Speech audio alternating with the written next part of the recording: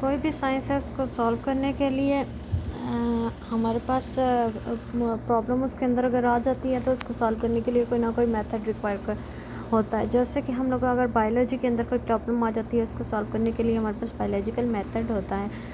Biology जो है वो कंसर्न करती है किससे के प्रॉब्लम्स ऑफ ह्यूमन बींग्स के अंदर और प्लांट्स एनिमल्स के अंदर अगर कोई प्रॉब्लम आ जाती है उसकी सोल्यूशन के लिए हम लोग यूज़ करते हैं बायोलॉजिकल मेथड। फॉर एग्जांपल अगर हम बात करें scientist including biologist employ approach of for solving scientific problem that is known as scientific method. Scientist जो होते हैं वो कोई मेथड यूज़ करते हैं जाकर सॉल्व करने के लिए साइंटिफिक प्रॉब्लम को, तो उसको हम साइंटिफिक मेथड कहते हैं। और अगर हम बायोलॉजी के अंदर देखें तो बायोलॉजी के अंदर इसके स्टेप्स इस तरह से होंगे। Recognition of the biological problem को पहले रिकॉग्नाइज करना है, देन ऑब्जर्व करना है, then build up hypothesis, then draw करना है हाइपोथेसिस एंड देन उसको डिवाइस करनी है, एक्सपेरिमेंट करना है, देन इंटरफेयर करना है उसका रिजल्ट।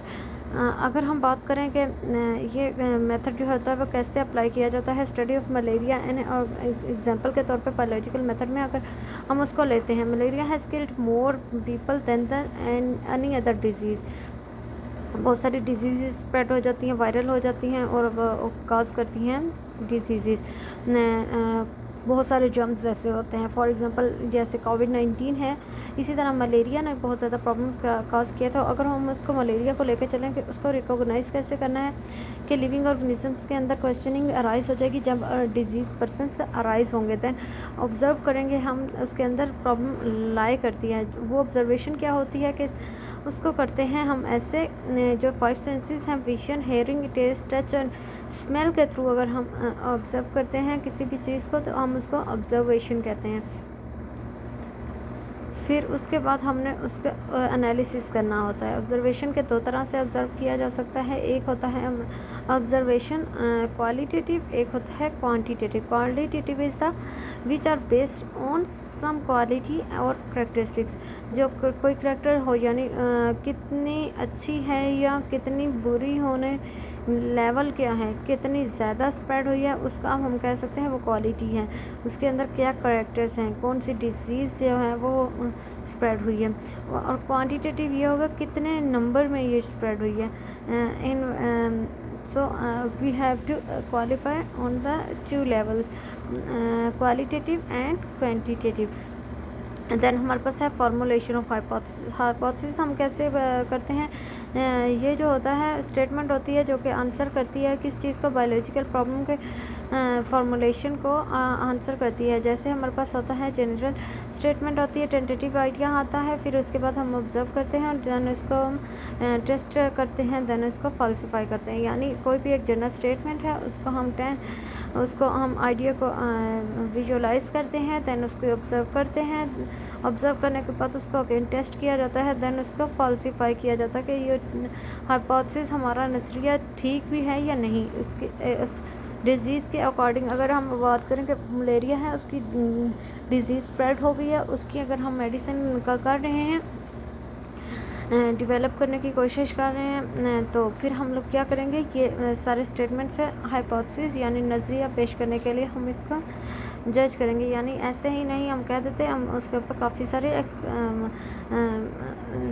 टेस्ट आउट करते हैं। देन हमारे पास आ जाता है डिडक्शन, डिडक्ट किया जाता है। डिडक्शन का मतलब होता है डिडक्ट करना, अहज़ करना। Logical consequence of the hypothesis, this is a logical consequence है। उसके अंदर क्या होता है कि यहाँ पर इफ़ आ जाता है या लॉजिक आ जाती है, उसके अगेंस्ट हम लोग ये अपनी देते हैं स्टेटमेंट। एक्सपेरिमेंट्स जो होते हैं वो क्या होते हैं, एक ऐसा मेथड है, बायोलॉजिकल मेथड है, जिसके अंदर हम हाइपोथेसिस को ट्रू और फॉल्स करने की कोशिश करते हैं। कैसे चेक करते हैं, एक्सपेरिमेंट्स के थ्रू अगेन एंड अगेन उसकी डिडक्शन की जाती है, देन हाइपोथेसिस पेश किया जाता है, देन उसको टेस्ट किया जाता है, फिर हम समराइज़ करते हैं उसका result. The biologist gather actual quantitative data from the experiment से हमें क्वांटिटेटिव डाटा मिल जाता है। इतने 100 बंदों पे एक्सपेरिमेंट किया गया, 80% को आराम आ गया, 20% इसके फॉल्स होने का चांसेस है। That is the summary of the result. Causes of malaria, symptoms क्या हमारे पास आए हैं, the patients of malaria feel very chill and cold. ये हमें सिम्टम्स उसके फाइंड आउट किए हमने उसकी हाइपोथेसिस के थ्रू, उसकी ऑब्जर्वेशन के थ्रू। टेम्परेचर जो है वो राइज़ कर जाता है 98.6 फ़ारेनहाइट पे। उसकी हेडेक हो सकता है, नोज़िया हो सकता है, वो स्वेटिंग हो सकती है। इसके अंदर प्लाज्मोडियम जो है वो मेन काज है। किस तरह से 48 20 और या 24 आवर के दरमियान उसके जो होता है वो लाइफ स्पैन होता है, वो स्प्रेड करता है अपना वायरस।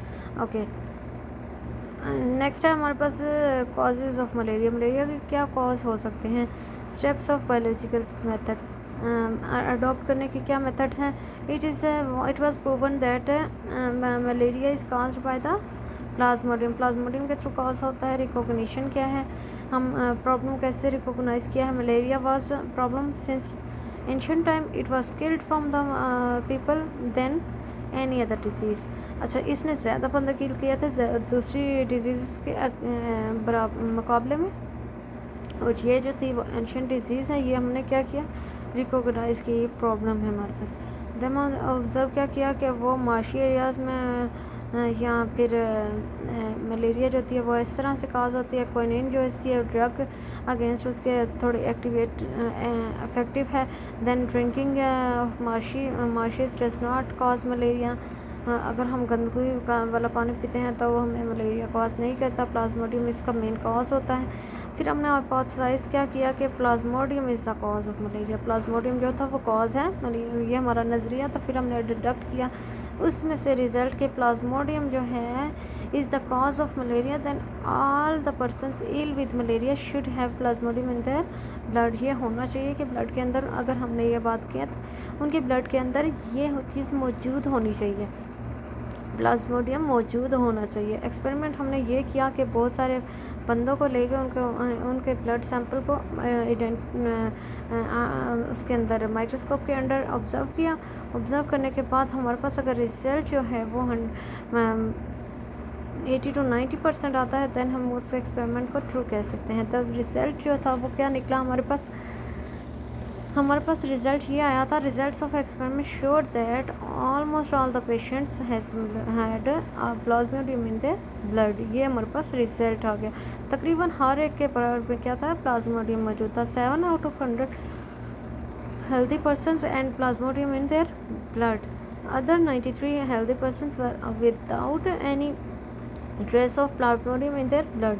93 के अंदर नहीं था। 100 बंदों को लिया गया, उनका सैंपल लिया गया। सैंपल लेके 7 को हम लोगों ने क्लासीफाई किया कि उनके ब्लड के अंदर प्लाज्मोडियम था। सो दे है मलेरियल काजेज एंड अगर 93 जो थे वो नॉर्मल थे। नॉर्मल के अंदर हमारे पास प्लाज्मोडियम नहीं था।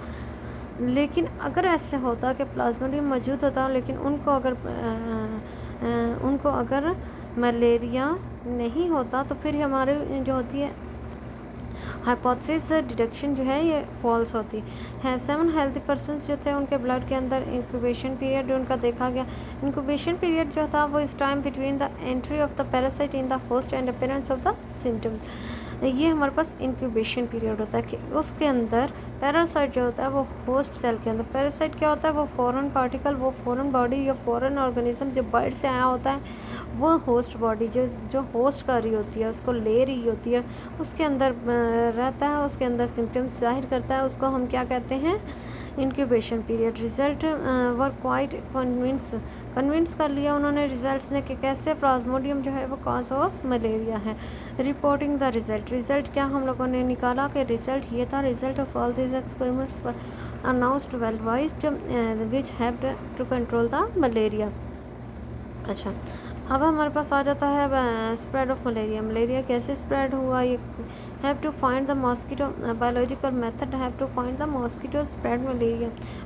इन्होंने ये एक्सपेरिमेंट्स ने ये साबित कर दिया कि हमारे पास जो होता है मलेरिया वो कॉज होता है किसकी वजह से, इस मॉस्किटो की वजह से। रिकॉग्नाइज़ कैसे हम लोगों ने किया, हम लोगों ने टेस्ट वगैरह किया, मार्शियस एरियाज़ में विज़िट किया, उसका स्टेगनेंट वाटर को चेक किया, फिर उसके बाद हम लोगों ने ऑब्ज़र्व किया। AF किंग ने लिस्टेड किया 20 ऑब्जर्वेशन उसने ली मलेरिया के अगेंस्ट। उसने कहा इंडोर स्लीप होनी चाहिए, आउटडोर स्लीप नहीं होनी चाहिए, जो कि मलेरिया की कॉज हो सकती है। मलेरिया के जो पेशेंट्स होते हैं उनके लिए ये होना चाहिए कि जर्म्स को यानी ये जो है मॉस्किटोज़ को भगाने के लिए हम लोगों को कॉइल वगैरह यूज़ करनी चाहिए। हाइपोथेसिस क्या आया हमारे पास? हाइपोथेसिस ये आया कि मॉस्किटोज़ ट्रांसमिट करते हैं ह्यूमंस के अंदर मलेरिया। डिटेक्शन क्या किया हम लोगों ने? डिटेक्शन ये था plasmodium should be present in the mosquito के अंदर मौजूद होना चाहिए। Mosquito can get plasmodium by biting malaria patient. Malaria patient को बाइट करने से उसको क्या हो जाता है? मलेरिया। देन हमारे पास प्लाज्मोडियम आ जाता है इसके अंदर।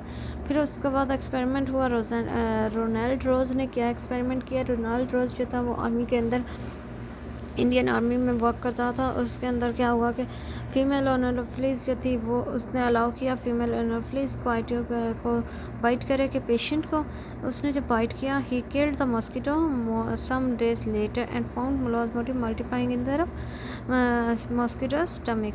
यानी उसने जब बाइट किया पेशेंट को तो उसके अंदर भी ट्रांसमिट हो गया वायरस। यानी इसका मतलब है कि ट्रांसमिट हो जाता है इल पेशेंट से मॉस्किटो को भी। और वही मॉस्किटो जब दूसरे पेशेंट को करेगा, दूसरे बंदे को हेल्दी को करेगा, तो उसके अंदर भी ट्रांसमिशन हो जाएगी। फिर रोज़ ने क्या किया कि उसने अलाउ किया फीमेल क्यूलेक्स को टू बाइट करे किस पे। तो जब उसने बाइट किया सफरिंग स्पैरो को फ्रॉम मलेरिया, जो इसके अंदर मलेरिया था, देन क्या हुआ? He then allowed this mosquitoes to bite healthy sparrows को बाइट करने के लिए कहा। तो फिर क्या हुआ कि दे गॉट मलेरिया, उनको मलेरिया हो गया। In the end hypothesis was tested by direct experimentation on human being. An Italian biologist allowed Anopheles to bite malaria patient. The mosquito was kept for few days and then allow the healthy person को करना, then the person later become ill with the malaria. All these experiments confirmed that malaria transmit Plasmodium and spread the malaria. ये experiment deduct करते हैं किस चीज़ को कि malaria हो सकता है किसकी वजह से?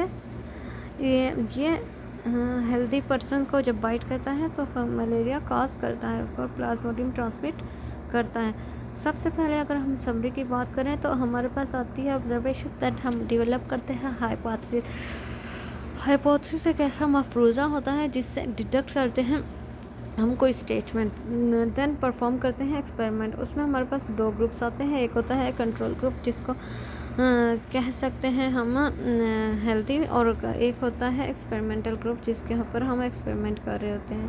देन हम डिटेक्ट करते हैं रिजल्ट को। देन हमारे पास हाइपोथेसिस सपोर्ट में आता है और हाइपोथेसिस रिजेक्शन में आता है। रिजल्ट में भी सजेस्टेड फर्दर रिसर्च की ज़रूरत है या नहीं ज़रूरत है। अगर बार बार करने से वो दुरुस्त आता है देन हम थ्योरी पे चले जाते हैं। देन हमारे पास प्रिंसिपल आ जाता है, that is also called law. ये एक्सपेरिमेंट करने के बाद उसने क्या किया कि थ्योरी की तरफ आया। थ्योरी की जो था वो क्या है?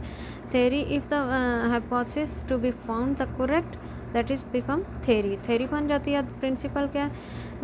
बार बार उसको बायोलॉजिकल एप्लीकेशन यूज़ करने से हमारे पास बार बार जो है वो ट्रू और फॉल्स आता है, तो हम उसको लॉ कहते हैं। डाटा ऑर्गेनाइजेशन क्या है या डाटा एनालिसिस क्या?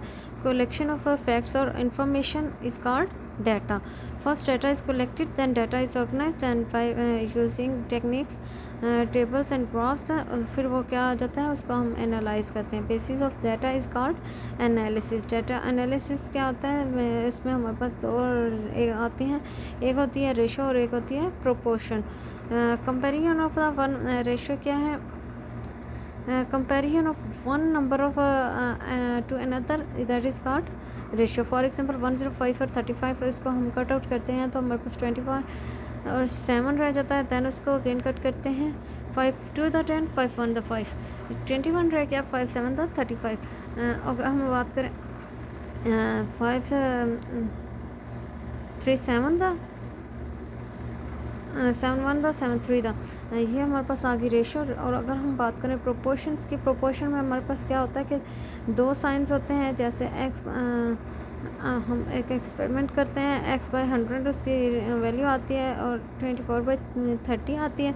तो x जो है वन साइड पे आ जाएगा, 24 /30 मल्टीप्लाई बाय 100 हो जाएगा, 24/100/30 हो जाएगा। दैट इज़ x की वैल्यू जो होगी वो हमारे पास क्या आ जाएगी, प्रोपोर्शन।